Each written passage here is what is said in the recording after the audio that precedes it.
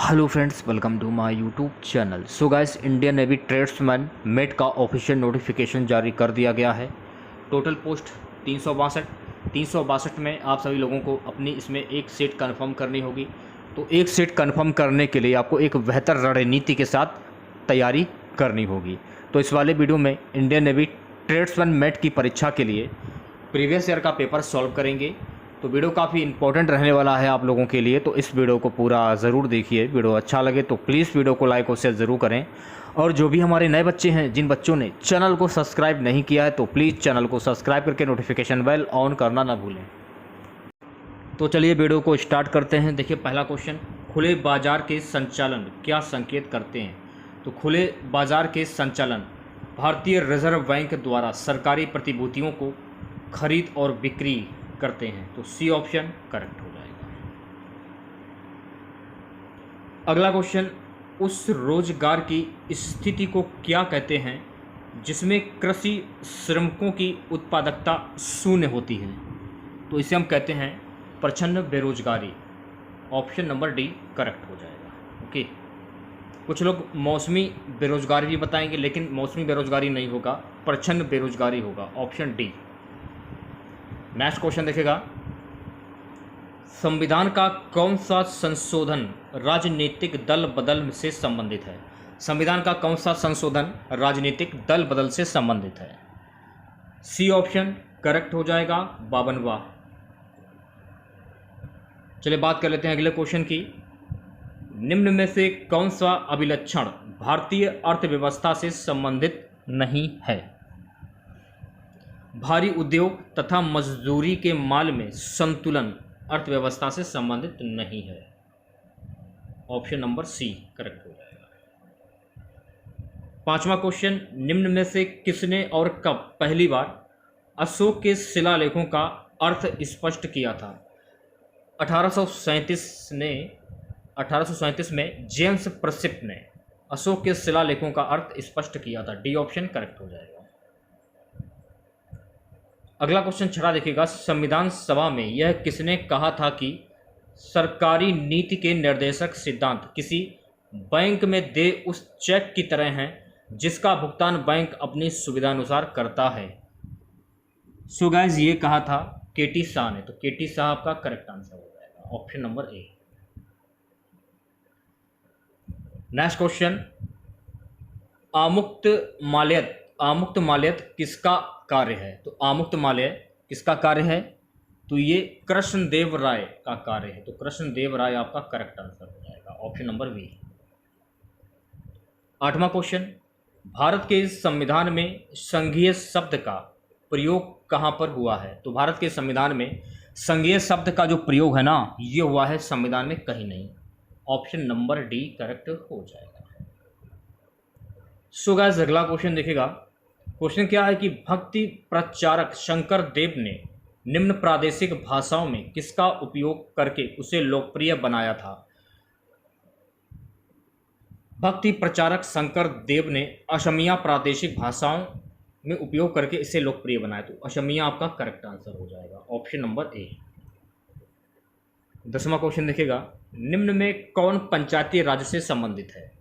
पंचायती राज से कौन संबंधित? तो पंचायती राज से बलवंत राय मेहता समिति संबंधित है। ऑप्शन सी करेक्ट हो जाएगा। मन शब्दारी प्रणाली किसने आरंभ की थी भाई? तो मन शब्दारी प्रणाली जो है ना, ये आरंभ की थी अकबर ने। ऑप्शन नंबर ए करेक्ट हो जाएगा। अगला क्वेश्चन, भारत के संविधान की कौन सी अनुसूची राज्यसभा में सीटों के बंटवारे का निर्धारण करती है? तो भारत के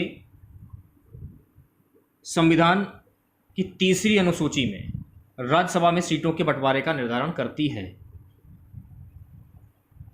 चौथी अनुसूची होगा, तीसरी नहीं होगा। तो बी ऑप्शन करेक्ट हो जाएगा, चौथी अनुसूची। पिट्स इंडिया एक्ट के अंतर्गत निम्न में से किसे स्थापित किया गया? तो पिट्स इंडिया एक्ट के अंतर्गत नियंत्रण बोर्ड को स्थापित किया गया। तो नियंत्रण बोर्ड आपका करेक्ट आंसर हो जाएगा। Option number B. चलिए बढ़ते हैं अगले क्वेश्चन की ओर। अगला क्वेश्चन देखिएगा 14वां, निम्न में से कौन सी मदें समवर्ती सूची के अंतर्गत आती हैं?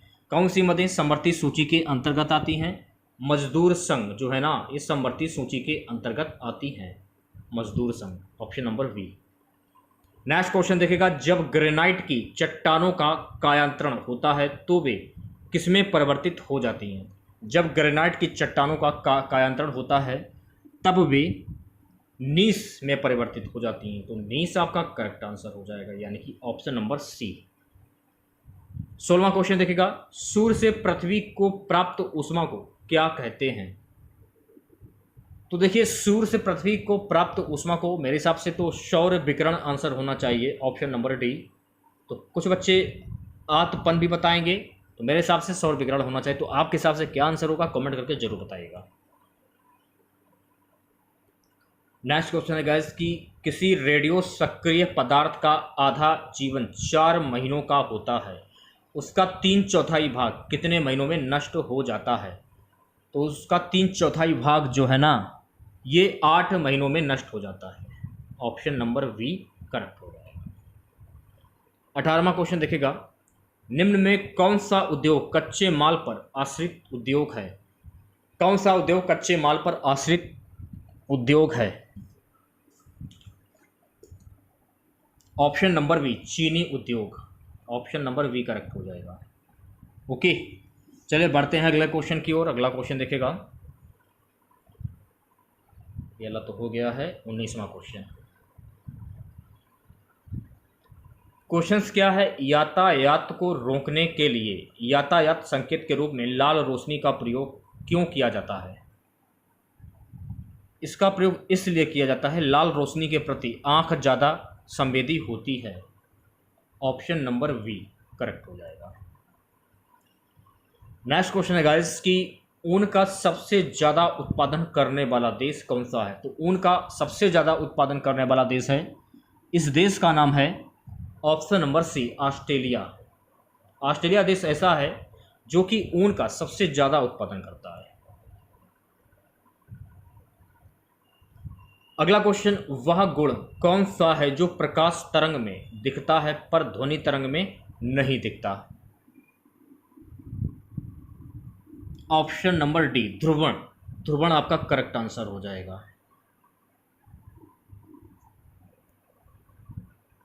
22वां क्वेश्चन, लाल चने से कौन सा एंजाइम मिलता है? तो लाल चने से कौन सा एंजाइम मिलता है? डाइस्टेस, डी ऑप्शन करेक्ट हो जाएगा। डाइस्टेस से लाल चने में एंजाइम मिलता है। अगला क्वेश्चन 23वां, मानव शरीर में सबसे लंबी कोशिका कौन सी है? तो मानव शरीर में सबसे लंबी कोशिका है तंत्रिका कोशिका, तो तंत्रिका कोशिका आपका करेक्ट आंसर है, ऑप्शन नंबर डी। सीडी तथा डीवीडी की तंत्रुता को क्या कहते हैं? तो सीडी तथा डीवीडी की तंत्रुता को हम कहते हैं, ऑप्शन नंबर वी गर्त कहते हैं, गर्त। तो गर्त आपका करेक्ट आंसर हो जाएगा। 25वां क्वेश्चन देखेगा, पौधे के किस भाग को केसर के रूप में प्रयोग किया जाता है? पौधे के किस भाग को केसर के रूप में प्रयोग किया जाता है? वर्तिका तथा वतिकाग्र, तो डी ऑप्शन बिल्कुल करेक्ट हो जाएगा। 26वां क्वेश्चन देखेगा, वे क्रमादेश जो किसी चक्रिका को संक्रमण से बचाते हैं ये क्या कहलाते हैं? वे क्रमादेश जो किसी चक्रिका को संक्रमण से बचाते हैं, सो गाइस ये कहलाते हैं प्रतिकारक, तो प्रतिकारक आपका करेक्ट आंसर हो जाएगा, यानी कि ऑप्शन नंबर सी। क्वेश्चन देखेगा, ग्रेव का रोग किस कारण से होता है? तो ग्रेव का जो रोग है ना, ये थायराइड की अति सक्रियता के कारण होता है, ऑप्शन नंबर बी सही हो जाएगा।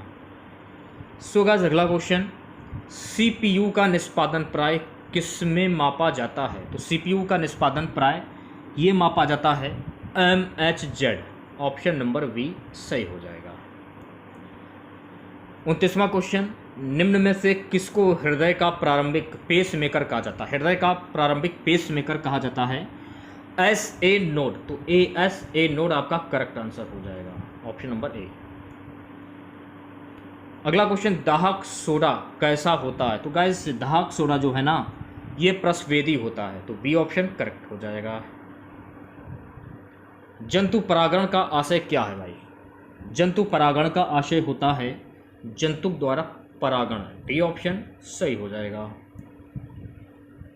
32वां क्वेश्चन देखिएगा, निम्न में से कौन सा एक ठोस स्नेहक है? निम्न में से कौन सा एक ठोस स्नेहक है? ग्रेफाइट, तो ग्रेफाइट आपका करेक्ट आंसर हो जाएगा। अगला क्वेश्चन है गाइस कि एक श्वेत ठोस पदार्थ एक गर्म करने पर एक गैस निकालता है जो चूने के पानी को दूधिया बना देती है। बचा हुआ पदार्थ गर्म अवस्था में पीला रहता है लेकिन ठंडा होने पर श्वेत हो जाता है। तदनुसार वह ठोस एक क्या है? ऑप्शन नंबर बी, ये ठोस होता है zinc carbonate. B option correct है, जिंक कार्बोनेट। 34वां क्वेश्चन, अम्लीय वर्षा में क्या होता है जिससे वनस्पतियां नष्ट हो जाती हैं? अम्लीय वर्षा में क्या होता है जिससे वनस्पतियां जो हैं वो नष्ट हो जाती हैं? सल्फ्यूरिक अम्ल। ऑप्शन नंबर डी करेक्ट हो जाएगा। ओके, सो गाइस अगला क्वेश्चन देखेगा, निम्न में से अफ्रीका का कौन सा एक देश ओपीईसी का सदस्य नहीं है? अफ्रीका का कौन सा एक देश है जो कि ओपीईसी का सदस्य नहीं है?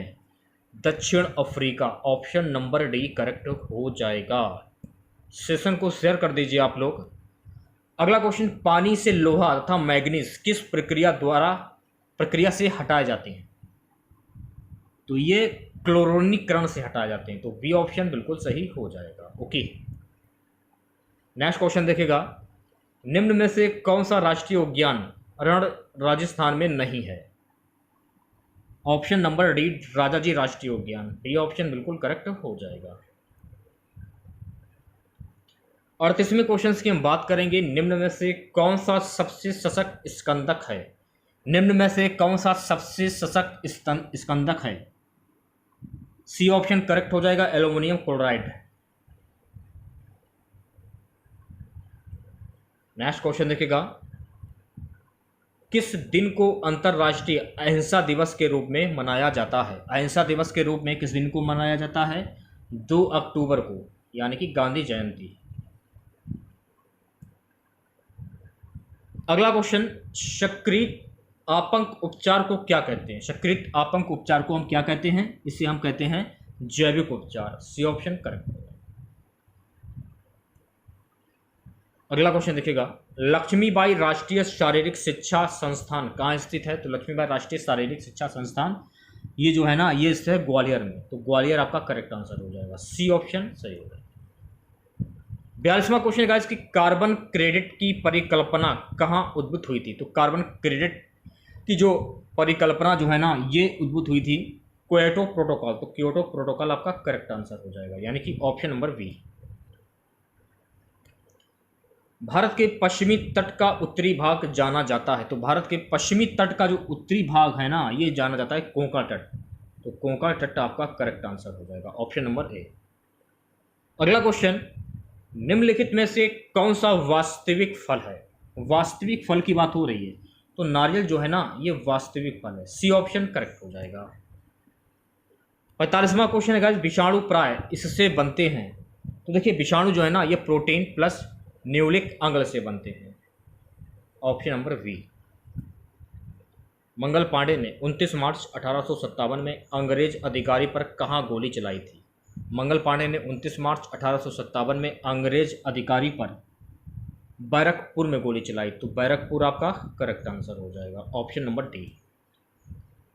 47वां क्वेश्चन, इनमें से कौन सी डीसी पर प्रचालित नहीं होगी? डीसी पर प्रचालित नहीं होगी प्रेरणी मोटर, तो प्रेरणी मोटर आपका करेक्ट आंसर हो जाएगा, ऑप्शन नंबर डी।